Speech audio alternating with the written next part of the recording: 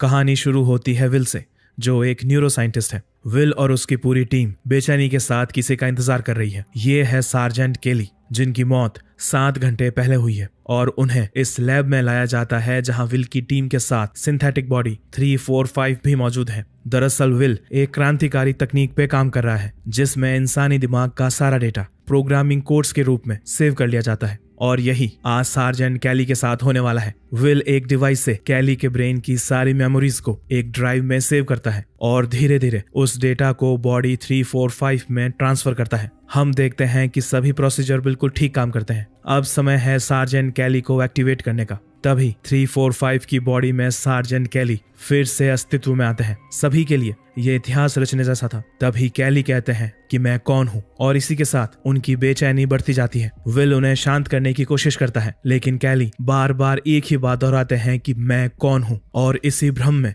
वो खुद को यानी 3, 4, 5 को तोड़ने लगते हैं, अपना चेहरा नोचने लगते हैं। मजबूरी में विल को ये एक्सपेरिमेंट बीच में ही रोकना पड़ता है जिससे कैली की एक बार फिर से मौत हो जाती है। एक्सपेरिमेंट की नाकामी से विल का बॉस जोनस उससे बहुत नाराज है। वो विल से कहता है कि मुझे जल्दी से अच्छे नतीजे चाहिए, नहीं तो मैं इस एक्सपेरिमेंट की फंडिंग्स बंद कर दूंगा। विल उन्हें दिलासा देता है कि वो एक्सपेरिमेंट पूरा करने के बेहद नजदीक है, लेकिन जोनस उसे चेतावनी देके वहां से चला जाता है। अब विल अपने घर आता है जहां उसकी बीवी मोना, जो एक डॉक्टर है, सबसे छोटी बेटी जोई, बेटा मैट और सबसे बड़ी बेटी सोफी, ये सब विल का इंतजार कर रहे हैं क्योंकि आज ये सभी वीकेंड पे 2 दिन की बोट ट्रिप पे जाने वाले हैं। और एड, जो विल का लैब पार्टनर है और अच्छा दोस्त, वो विल के घर रुकने वाला है। तभी एड मोना से कहता है कि आज हमारे सब्जेक्ट ने खुद को फाड़ दिया। मोना ये सुन के हैरान है। विल बात को संभालते हुए कहता है कि सब्जेक्ट ने आज बात की, ये अब तक का सबसे बेस्ट एक्सपेरिमेंट था, लेकिन मोना के लिए ये सही नहीं है। वो मरे हुए लोगों को ऐसे फिर से जिंदा करके उन्हें तकलीफ देना इंसानियत के खिलाफ मानती है। विल कहता है कि तुम एक डॉक्टर हो, तुमने भी मरे हुए पेशेंट्स को कई बार फिर से जिंदा किया होगा, क्या वो गलत है?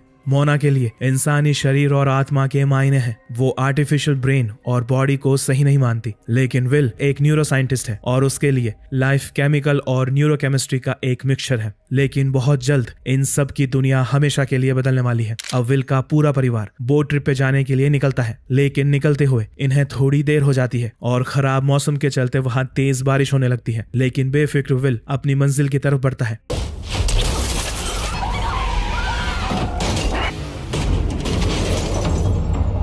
रास्ते में एक पेड़ सीधा उनकी कार पे गिरता है और पेड़ की एक टहनी मोना के आर पार हो जाती है। विल कार संभाल पाता उससे पहले वो नीचे खाई में गिर जाती है। होश आने पे विल देखता है कि उसके पूरे परिवार की मौत हो चुकी है। वो एक एक कर सभी को बाहर निकालता है। एक झटके में विल की पूरी दुनिया उजड़ जाती है। लेकिन तभी विल एड को कॉल करता है और लैब के सामान यहाँ लाने को कहता है। एड जितना जल्दी हो सके वहां पहुंच जाता है, लेकिन एड के सामने विल का पूरा परिवार मरा पड़ा है। एड कहता है कि तुम क्या करना चाहते हो, तुमने अभी तक एम्बुलेंस को कॉल क्यों नहीं किया? विल कहता है कि ये सब मर चुके हैं, एम्बुलेंस कुछ नहीं कर सकती, अब जो करना है हमें ही करना है। अब विल एड को सभी के ब्रेन से डेटा निकालने को कहता है। अब दोनों अपनी लैब आते हैं जहां विल कहता है कि हमें इन सब के क्लोन बनाने होंगे ताकि मैं ये डेटा उनमें डाल सकूं और उन्हें फिर से जिंदा कर सकूं। लेकिन एड के अनुसार क्लोनिंग इतनी आसान नहीं है। उसने आज तक कोई इंसान क्लोन नहीं किया था, लेकिन विल के पास और कोई रास्ता नहीं है। उन्हें ये खतरा उठाना होगा। अब बारी थी इन सभी की लाशों को ठिकाने लगाने की ताकि किसी को भी इस एक्सीडेंट के बारे में पता ना चले। लेकिन अपने परिवार को अपने ही हाथों से नष्ट करना विल के बस का नहीं था, तो वो ये जिम्मेदारी एड को देता है। ना चाहते हुए भी दोस्ती के खातिर एड मान जाता है। अब घर आके विल नीचे बेसमेंट को साफ करता है। तब तक एड लैब से पॉट्स और वो सारे केमिकल्स ले आता है जो क्लोन बनाने के लिए चाहिए। लेकिन एक दिक्कत है, लैब में सिर्फ 3 पॉट्स ही थे। विल कहता है कि मुझे 4 पॉट्स चाहिए, लेकिन एड मजबूर है। लैब में सिर्फ 3 पॉट्स ही थे। अब विल को सबसे मुश्किल फैसला लेना होगा। विल परिवार के 4 लोगों में से किसी एक को हमेशा के लिए खोने वाला है। बिना माँ के परिवार नहीं हो सकता, इसीलिए वो मोना को छोड़ के अपने 3 बच्चों के नाम की पर्ची बनाता है जिसमें उसकी सबसे छोटी बेटी जोई का नाम आता है। अब विल को एहसास होता है कि वो जोई को हमेशा के लिए खो देगा। अपने आंसुओं को रोकते हुए वो अपने परिवार को बचाने में लग जाता है। अब बेसमेंट में 3 पॉट्स लगा दिए जाते हैं और उनमें मोना, मैट और सोफी के डीएनए डाल दिए जाते हैं। एड के अनुसार 17 दिन में सारे क्लोन्स बन जाएंगे, लेकिन अभी भी एक दिक्कत थी, जोई का क्लोन नहीं बन पाया। तो अगर बाकी सभी क्लोन्स बन जाते हैं तो विल उन्हें क्या जवाब देगा कि जोई कहाँ है। तो इसीलिए विल अपने प्रोग्राम को एक्टिवेट करता है और सभी के डेटा में से जोई की हर एक याद, हर एक छोटी भावना तक मिटा देता है। अब इन सब के लिए जोई का कोई वजूद नहीं है।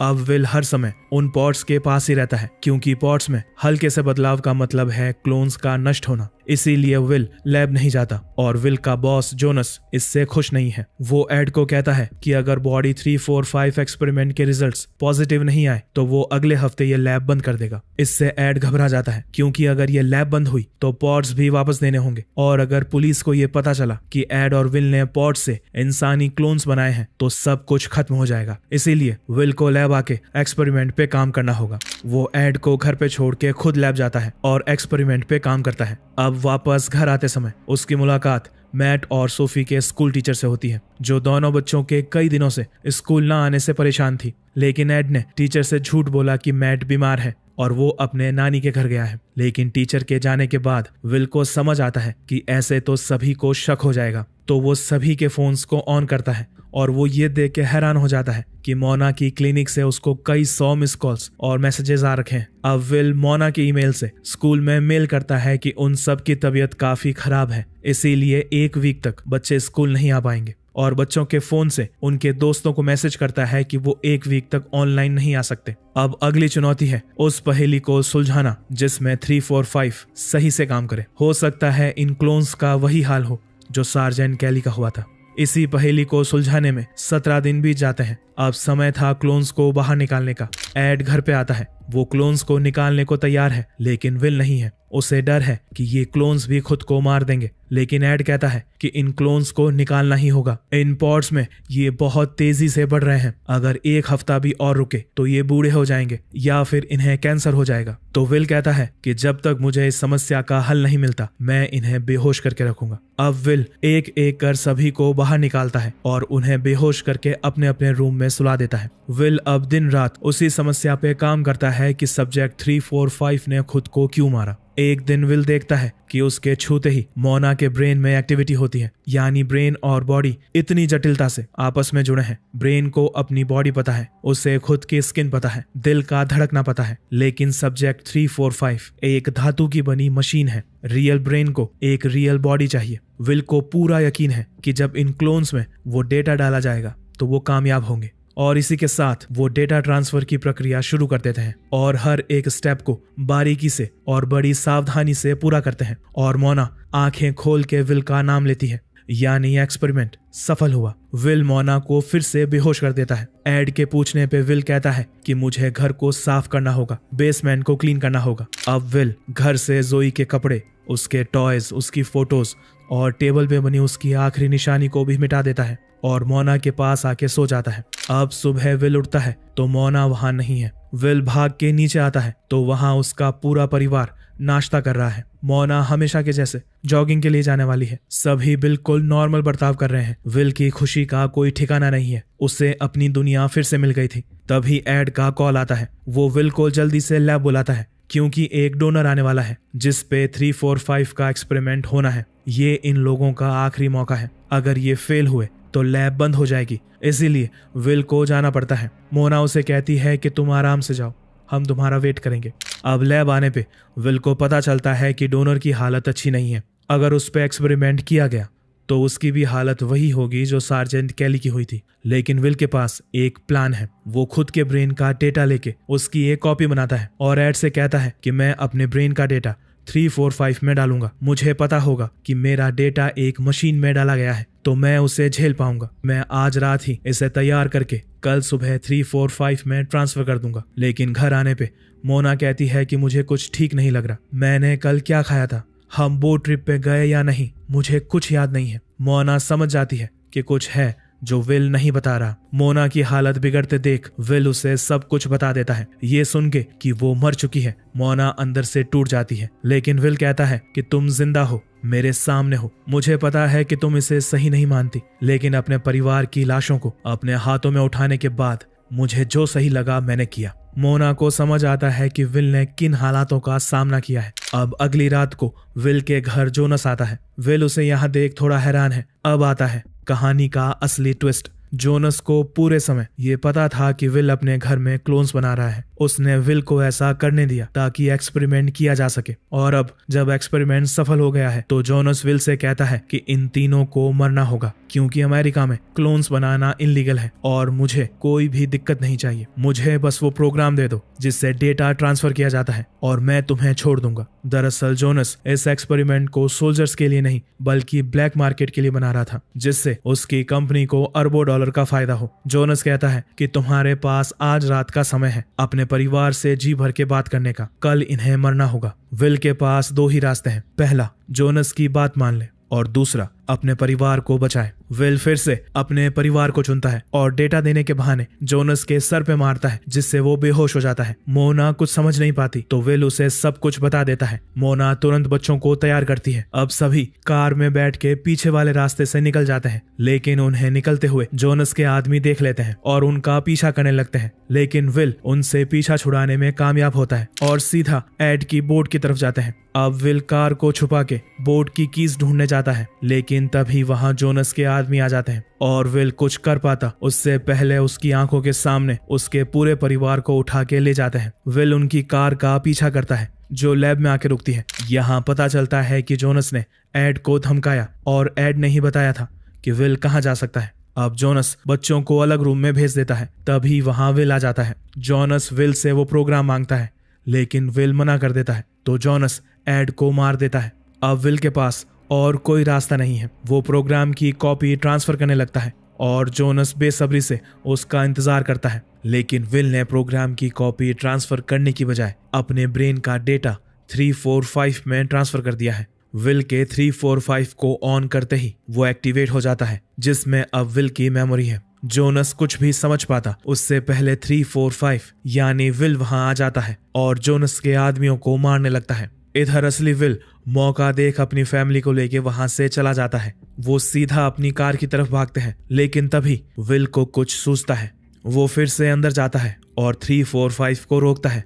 तभी जोनस कहता है कि मैं अकेला नहीं हूं, मेरे मरने के बाद कोई और मेरी जगह लेगा, तुम बच नहीं सकते।